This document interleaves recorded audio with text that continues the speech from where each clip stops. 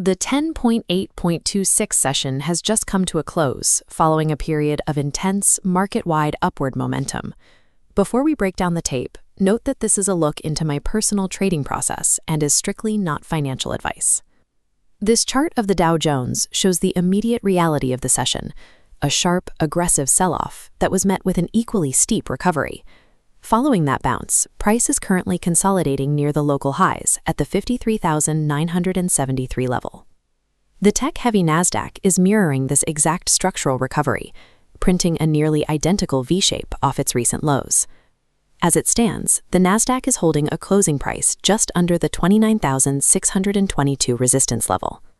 For many, these large green candles create an immediate assumption that the previous bull run has resumed without inhibition.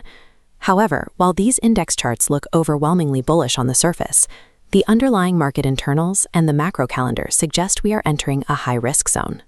Attempting to trade this raw price action without accounting for volume or the upcoming macro context introduces significant structural risk to a portfolio.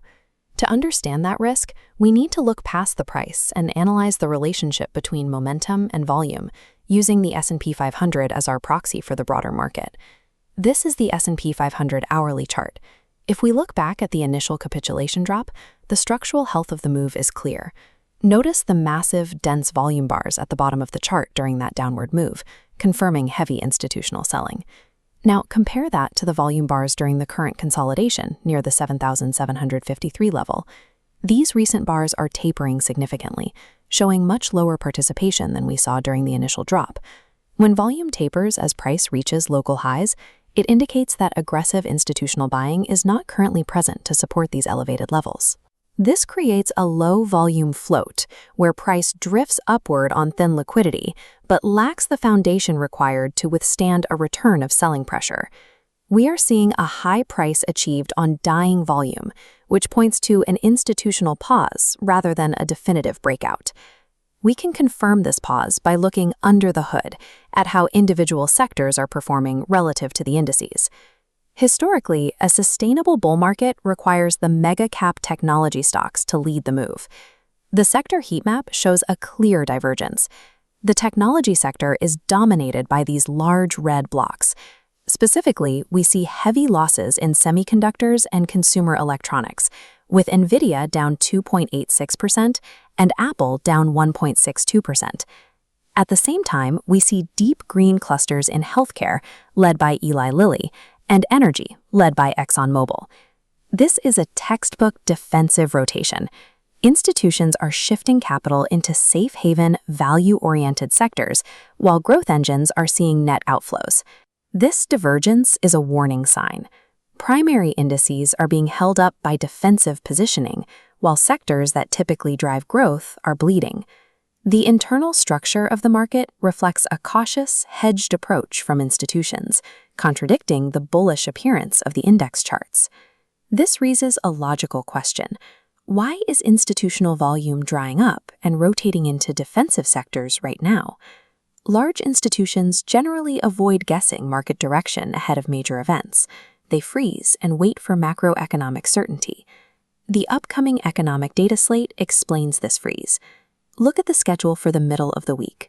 On Wednesday, we have high-impact U.S. core CPI and standard CPI data releases. That is followed on Thursday by core PPI and the latest unemployment claims. These inflation prints are the primary drivers of expected monetary policy and almost always trigger a surge in volatility. This puts Tuesday, 11/8/26, in a difficult spot. It sits in the gap between a massive recovery rally and the most significant inflation data of the month.